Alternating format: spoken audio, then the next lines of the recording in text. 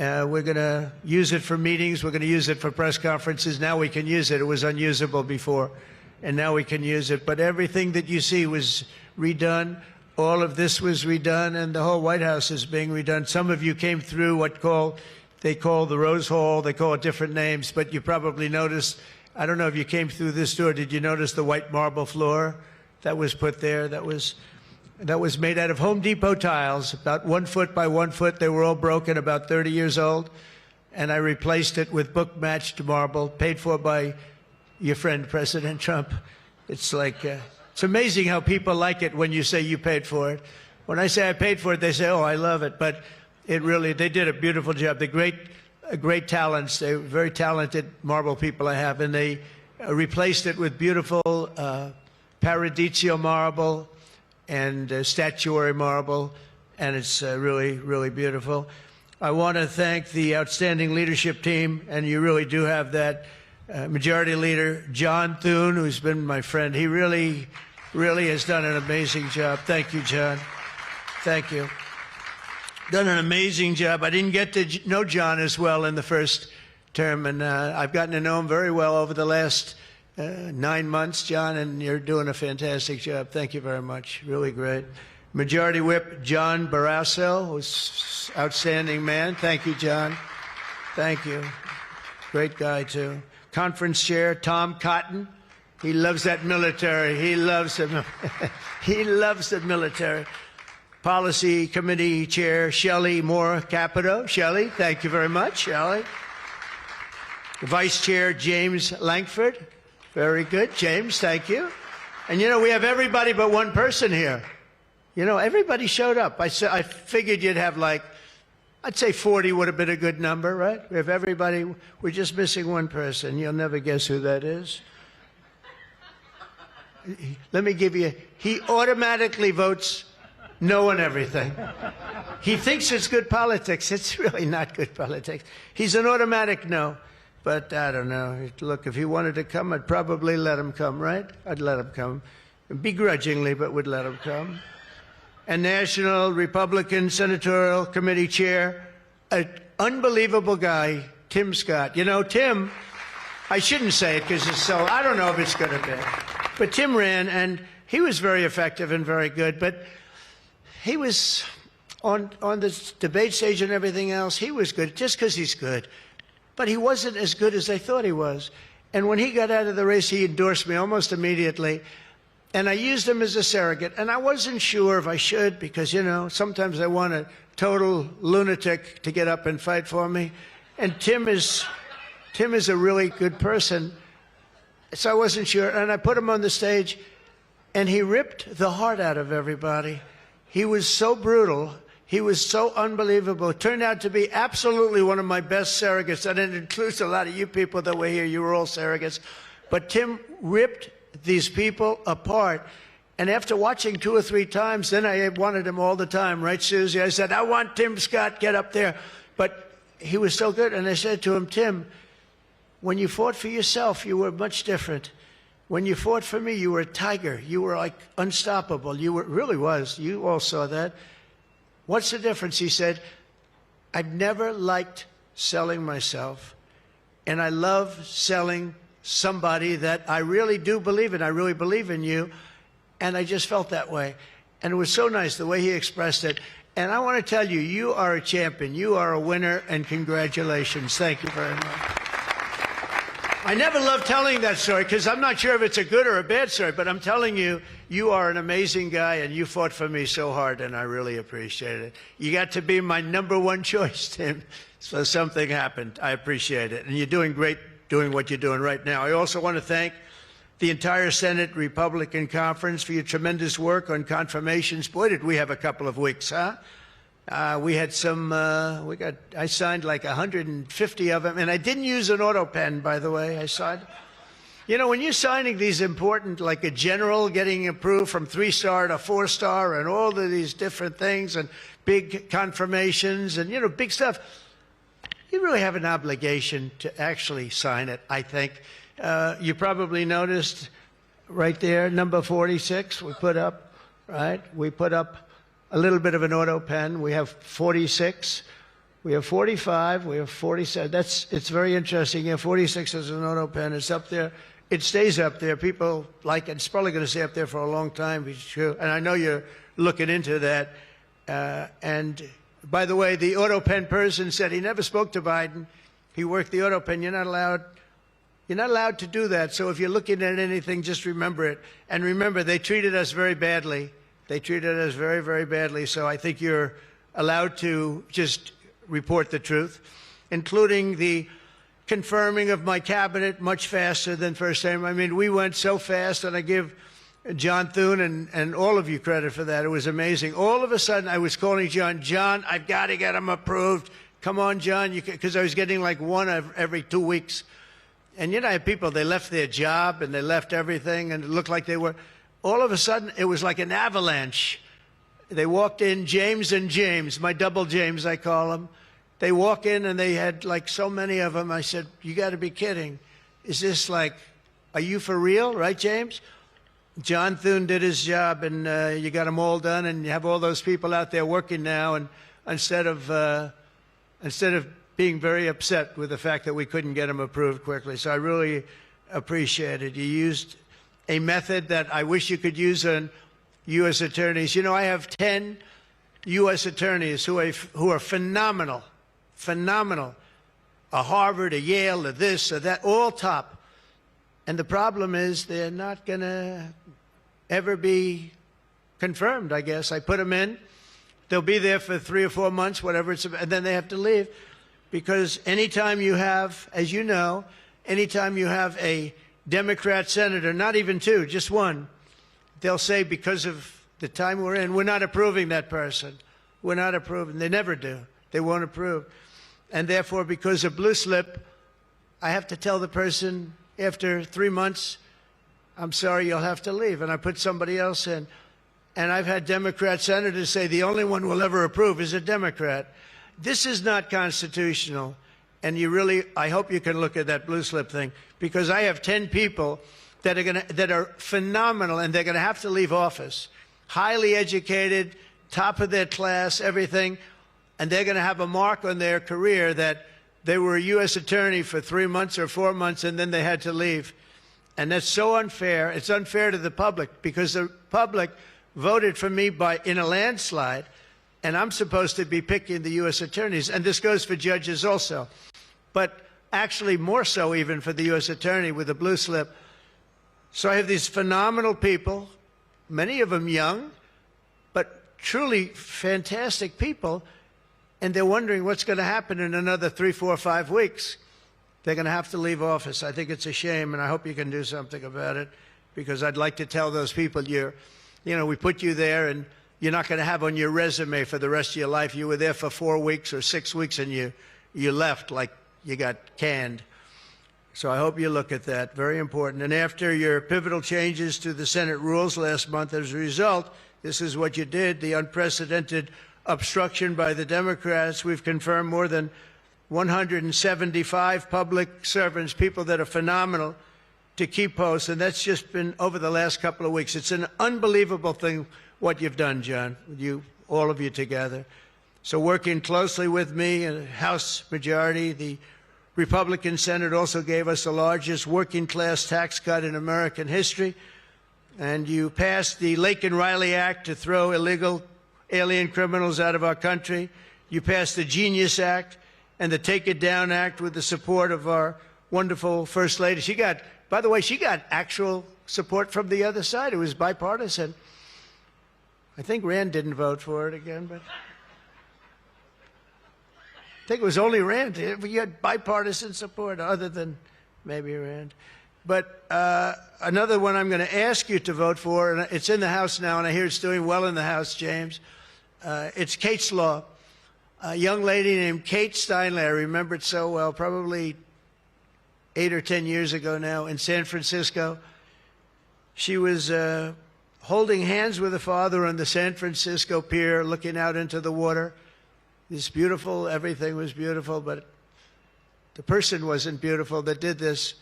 And this was an illegal alien that came into our country 5 times, was thrown out 4 or 5 times, I don't even know, but a lot. and came back and shot her through the head. And she went down and she looked at her father, Daddy, Daddy, something happened, something happened. And she immediately passed away in his arm. And I mean, you can imagine, it was so sad, such a beautiful, beautiful, beautiful person. Father was destroyed, you know, virtually destroyed. And they passed they wanted to pass what they call Kate's Law, and it's now again in Congress, and I hear we're going to get it passed in Congress, and when it gets up to the Senate, I hope you guys can pass it. And basically, very simply, it says that if you're an illegal alien and you come in and you get thrown out, if you come back and get caught, you have to spend 10 years in jail. Very simple. Very simple. If they would have had that, Kate Steinle would be alive today. That was a big event at the time. If you remember, Bill O'Reilly, for those of you that like Bill, I think I like Bill, but he was the one, he devoted his life to that law, trying to get it passed. I think it's time that we pass it so that if you get taken out of the country and you come back illegally, knowing that this law is in existence, you go to jail for a 10-year period, and it's going to keep the repeat offenders from coming in. It's going to really keep them from coming in. Senate Republicans have already voted 11 times to get our government back and open for business. We have record business. We're going to be, I think, by the time I hit month number 12, I think we're going to have $20 trillion of investment. We're over 17 right now. As an example, President Biden had less than $1 trillion for 4 years. We're going to have $20 trillion in less than 12 months, and we're over 17 trillion right now. So it's the largest amount in our country by far, by many times. That's in our country. But here's the one. It's the largest amount in the history of the world. There's never been a country that's had anywhere near 17, or it will be 20, and it's going up fast.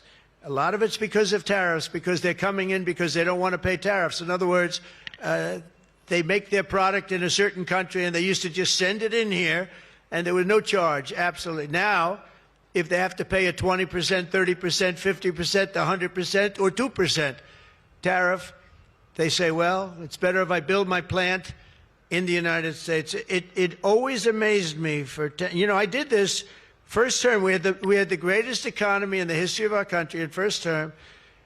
We had COVID, and we did a good job with that. That was a curse for every country in the world. It was terrible. But we had the greatest economy we ever had. But if you remember, I started the tariffs, but I held it off because it wouldn't have exactly been good at the time to tell France, you know what they were going through, you know what Spain was going through and Italy was going through, that, by the way, we're going to charge you tariffs. But I had started the process. We were going, the country was doing good, and I took in hundreds of billions of dollars from China. I put the full tariffs on China. Biden left the tariffs because he couldn't, it was too much money, but they gave so many exceptions that they were essentially meaningless. In other words, here's the tariffs, but you don't have to pay if you look at somebody the wrong way. You don't have to pay. So they didn't pay very much. But with me, they were paying hundreds of billions of dollars. And again, I have a great relationship with President Xi. I expect to be able to make a good deal with him, and I want him to make a good deal for China, but it's got to be fair. For years, they were making $500, $600, $700 billion. $700 billion, and we'd be making nothing. It was a one-sided, honestly, we built their military. We built China's military with the money that we lost for so many years getting ripped off. So now we're going to have a fair deal. I think we're going to have a very successful meeting. Certainly there are a lot of people that are waiting for it. Maybe it won't happen. Maybe it won't happen. Things can happen where, for instance, maybe somebody will say, I don't want to meet, it's too nasty. But it's really not nasty, it's just business, and we're gonna do a good job representing you people and representing the people of our country. Unfortunately, in a craven and pointless act of partisan spite, Chuck Schumer, who I've known for a long time, and the radical left Democrats are holding the entire federal government hostage to appease the extremists in their party. And they are extreme. I mean, I've never seen anything like it. They're extreme, and you know what? We had a landslide election. We won the popular vote by a lot. We won the swing states, all 7. Remember, they said, oh, if Trump could get 3 swing states, he'd be... And, well, I didn't get 3, I got 7. We got all 7 by a lot, by record numbers. We won the Electoral College, 312 votes. They said it's very hard for a Republican. It's harder for a Republican, although now I think we've swapped it. I think it's now harder for a Democrat, because if you see what we've done with the Hispanics, with the black workers and black men, and recently a poll came out with black men and women were doing so well. You know, they want security. They don't want to have their city destroyed. Women in Chicago, beautiful black women walking around with red MAGA hats because they don't want to be mugged and shot and everything else. And then you see a Democrat get up and tell you how safe it is in Chicago. Do you know they've had, in a fairly short period of time, 4,000 murders? This is over a short period of time, 4,000 murders. And they had a holiday where they had 28 people killed and almost 100 shot. And then you listen to this guy, Pritzker. I've known the family for a long time. They threw him out because he was no good, and he became governor. He's got money through the family. He's got money through the family. But they threw him out. He became governor. I said, I wonder how he's going to do. It's a crime palace. It's a shame. And you know what we did in D.C. is unbelievable. You people, you can walk down the middle of the street, Mr. Senator. You can walk down. You can have your wife meet you at the restaurant, and she's not going to be accosted, shot, beat up, raped. It's unbelievable how bad it was. It was one of the worst in the country, and now it's stone cold. I don't say the word perfect, but it's pretty damn close. And, you know, they would average more than a murder a week in Washington, D.C. This is just before we got here, a murder a week. Think of that. The capital of, in my opinion, the capital of the world. They come from Iowa, they come from Indiana, they come from Florida. You call up the parents, I'm sorry, sir, your son has been shot and killed. We have no crime here now. We have no crime. And the National Guard has been unbelievable, the job. Unbelievable. And you know, it also looks better. I do a tour, I hop in that beast. I feel very safe in the beast. The windows are this thick. But I hop in the beast and I tell the Secret Service, let's drive around town. I used to do that myself. I could drive myself around. I actually like that better. But now I don't think it's a good idea. But we drive around in the streets. The place is looking much, the grass is good, the fences are down, there's no tents, there's no anything. We are looking like it's just a whole new look. And the most important thing, there's no crime. And we're going to fix the roads. We have great pavers. We're going to fix the medians in between the roads, which are half of them are falling down. We're going to take some of the tiles off the bridges, the tunnels that you have. They've been up for 40 years. They're rotted. And we'll put up brand new, gorgeous white tiles like it's supposed to be. But this place is looking really good. And we haven't even started the real fixing up of the town. We're getting rid of the graffiti. You notice there's almost no graffiti anymore. A lot of that beautiful statuary marble had red graffiti all over it, had bad signs up, and it stopped. We've taken out 1,700 career criminals and people that came in through an open border. They came in through Biden's open border. And we've taken them out. The thing having to do with all of the elements in the great, big, beautiful bill, I'll tell you, it's amazing what we've done. $200 billion in costs for medical. What we've done, $50 billion for rural hospitals. And remember, no tax on tips, no tax on Social Security, no tax on... Think of all of these things that we've done. This is the biggest, this is the greatest bill. Social Security, no tax on overtime. But no tax on tips. I got that from a waitress in Nevada. I was making a speech, and I'm at one of my restaurants in the hotel I own there, and I say, how are you doing? Well, sir, it's terrible. They're taxing my tips. They're going, I wouldn't have even thought that. And I looked at it, and she said to me, sir, there should be no tax on tips. I said, say it one time more. no tax on tips. I walked outside to the press. I said, there will be no tax on tips. She was right. And we won that state by a lot. That's not a state that we win by that much, David, but we won it by a lot. So it was pretty good. But that bill is chock full of so many different things. So it was the biggest bill. I'm actually saying this to the fake news so that they maybe print it, but maybe not, because you people know. It was the biggest bill ever passed in Congress. And what we did was a little risky. We put everything into the bill, John, right? And some people were against it. They said, no, you got to do small bites. And we gave it a shot, and we got it passed. I got a call from John. He said, it was 3 o'clock in the morning, sir, we have 4 hard no's. Could you please call him? I said, what time is it, John? It's 4 o'clock in the morning, sir. So I call up. One of you is sitting right here. I said, Jim, could I say hello to you? It's 4 o'clock in the morning, right? He said, sir, you have my vote. I said, wow. Then I called up another person. I'll use fictitious names. Doug, could I get your vote? You've got it, sir. Then I called up another one. How about Josh? Could I have your vote, Josh? Because I like Josh. And Josh, who can be very difficult, said, sir, you have my vote. His wife was screaming at him on the other side. Sir, you have my vote. But I called people, and they weren't really hard-nosed. They wanted a little attention, unfortunately, at 4 in the morning. Sometimes I like the ones that don't like the attention, but we'll take it anywhere we can. And we got it passed, right, John? And nobody thought that could happen because you have a small majority. And in the how about in the House, we had a majority of 3. We actually went down after that for a period of about 2 months. We went down to a majority in the House of 1. And I kept saying, you know, because I'll tell you, Mike Johnson's great. The team, these 2 teams, did you ever see 2 people more different? One's tall, one's slightly less tall. We want to be polite. They are very different people, but they're the same in terms of talent. They did the 2 guys, and they get along incredibly well. We all do. We get along great. But we passed a bill. We don't need to pass any more bills.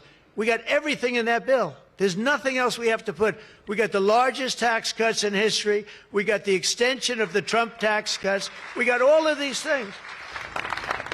And, you know, remember, they lie. They will look at I saw it the other day, they were talking about, I call it the great big beautiful bill, but that's what it is, the great big beautiful, the biggest bill ever passed. And what they say, they make up stories. And I saw they were interviewing a senator, and they said, well, what's wrong with their bill? He didn't know what to say, because there's nothing he could say. It covers everything. He said, death, death. It brings death. Now, if I'm a regular person and I hear that, I say, oh, that's terrible. But it's just the opposite. It brings life. It brings Medicaid, Medicare, Social Security. It secures all those things.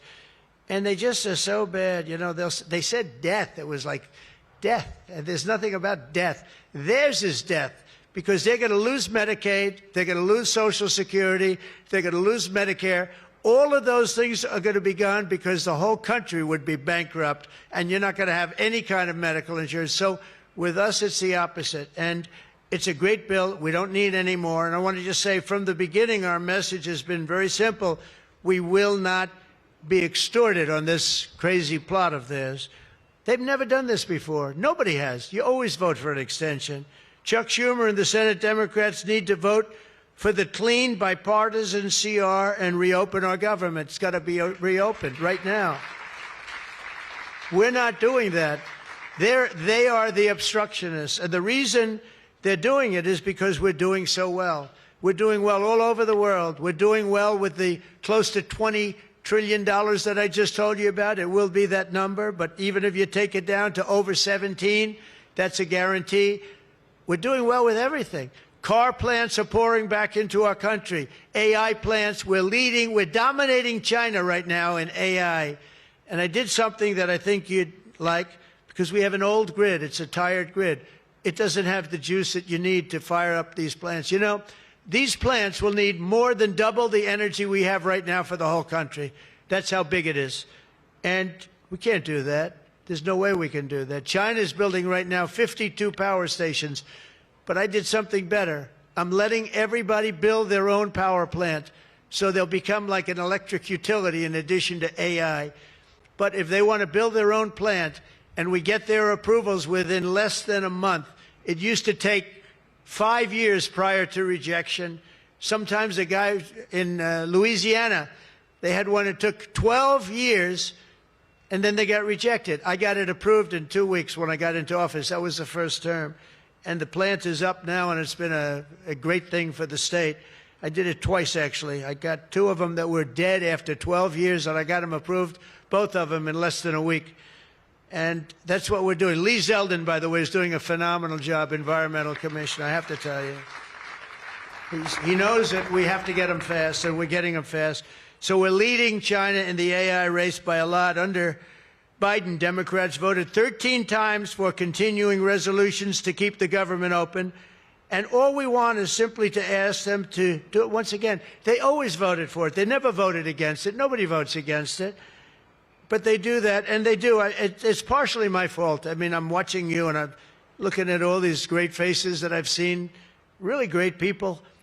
I think with few exceptions, a couple of you I don't like that much, but with few exceptions, great people. And you look at what they do, and you look at the game they play, and it's a horrible game. And, you know, we have the hottest country ever. This is the hottest country anywhere in the world. And I say this, I'm sure you've heard me say it, but I was over in the Middle East, and the King of Saudi Arabia and others also said essentially the same thing. They said, you know, President, a year and a half ago, your country was dead. We never thought we'd see this. And right now, you have the hottest country anywhere in the world. We do. We have the hottest country anywhere in the world, which tells you about leadership, and that includes your leadership. So as you know, my door is always open to anyone. It's not like that AOC. How about her, where she said, she's talking about having rebellions and everything. She said, well, my door is always open. But she's not the leader. I'm sure the leaders felt very nicely about when she said her door is open. Who the hell wants to go into her door anyway? She doesn't know what the hell she's talking about. She's the one that started. You know, I remember, I'll never forget, she never took a course on the environment. And I watched her one day, and she was on television. She said, yes, our planet will be dead within 12 years. That was a long time ago. Our planet was supposed to be dead. Remember the 12-year theory? We were environmentally dead. Now, these people, they've got an agenda that nobody quite understands. The good news is they don't understand it either. They really have no idea. But the people do. The people understand. We're giving you the biggest tax cuts in history. All of these things, it all adds up that we should do fantastically well in the midterm. The only thing wrong with the midterms is that statistically, when you look, a president gets elected, and for some reason, and nobody, even the great John Thune, cannot explain to me, for some reason, even if he's a reasonably good president, and we've had success like nobody, but for some reason, you lose the midterms. I don't know why. I mean, the odds are tremendously against, like 92% or something. It doesn't make sense. If you have a great presidency, it only makes sense that you win the midterm. So there should be no reason for it. Somebody's going to explain there might be some dark, deep psychological reason where they want to vote the opposite way. I don't know what it is, but we have to win the midterms. Otherwise, all of the things that we've done, so many of them are going to be taken away by the radical left lunatics. I mean, we're going to end up with a communist mayor in New York. Can you believe it? A communist. Remember, I would always say, we will not have a socialist elected in our country. Remember, I'd say that all the time. And I was right. We skipped socialists. We got a communist elected. So I didn't tell a lie. I didn't tell a lie. I was right. We'll have a communist, not a socialist. But we've already seen the impacts of the dangerous game that they're playing. Democrats are causing delays in our air traffic control system. So important. We wouldn't have had, you know, this Pete Buttigieg, he spent billions of dollars on fixing the air traffic control that used copper wire going into glass wire. Any union electrician here or any non-union electrician would say you can't hook copper into glass. It doesn't work. They spent billions of dollars. They turned on the system, and it was stone cold blank. We're getting a brand new system. We have bids out now. We have 3 great companies bidding. And I want one bid. Sean Duffy's doing terrifically. I want one bid. I want just bid and they're responsible for everything. Not where they had like 1,000 contractors. Every contractor, they're all running around. In the end, if one of them does a bad job, we want to be able to blame somebody, and it's going to be one of the very big companies because there's a lot of interest in it. So the air traffic control system is going to be rebuilt. Over 1 million federal workers right now, as you know, are going unpaid. That's the Democrats' fault. And children, tourists, unable to visit the museums in Washington, D.C., that we now have beautiful, safe streets, but we don't have the museums open. We should probably just open them. But we are doing things that nobody's ever done, nobody's ever seen. So all of this and the pain that the Democrats have caused during this reckless and completely unnecessary affair, and you could call it the Schumer shutdown or the Democrat shutdown, you can call it whatever you want. And I will say this, that we have Darth Vader. You know Darth Vader, right? Darth Vader is a man who, I think he's sitting right. Is that Darth? Stand up, please, Darth Vader. Stand up. Does everybody know? They call him Darth Vader. I call him a fine man. But he's cutting Democrat priorities, and they're never going to get him back. And they've caused us, and they've really allowed us to do it. And by the way, thank you. You're doing a great job, I have to tell you. So really a great job. Because many of the things that they're cutting, like the New York project, $20 billion we're cutting it, they're not going to get it back. I mean, they're not going to get a lot of things back. They may not get it back. Maybe we'll talk to them about it. But they're losing all the things that they wanted. But many of the things that they wanted are things that we don't want. Things that are just so bad for our country. And we're cutting those things out. So while they thought they were doing maybe bad, maybe indirectly they're doing good. The cynical comment that they've made all over the place, and all of their cynical remarks proves beyond all doubt that Schumer is a calculating political partisan, but we knew that. But he's somebody that's in deep trouble. He's losing in all of the polls. He's even losing to AOC +3. Remember +3? What happened to the +3? Are they still around? I had one. I met when I was at the United Nations, I met the president of Somalia. And I said, I have somebody I'd like to give back to you. He said, no, thanks. We don't want her. He didn't want anything to do with her. But today I'm calling on every Senate Democrat to stop the madness, to let our country get back. In the greatest moment in the history of our country in terms of wealth, in terms of job creation, and in terms of investment coming in, these guys go on strike. It's really a shame. So I'm asking them to be smart. It's not working. They're getting killed in the polls. The public understands what they're doing. They're doing the wrong thing. And with that, I just want to say welcome to the White House. When we're finished, they do a great job. When they're finished, we're going to all come in. It'll be a little crowded, but that's okay. Into the Oval Office, we'll talk a little bit, a couple of minutes. Got some interesting things. And I think I'd like to have, if I could, John come up and say a few words, and we can close it out. And by the way, this is an open mic.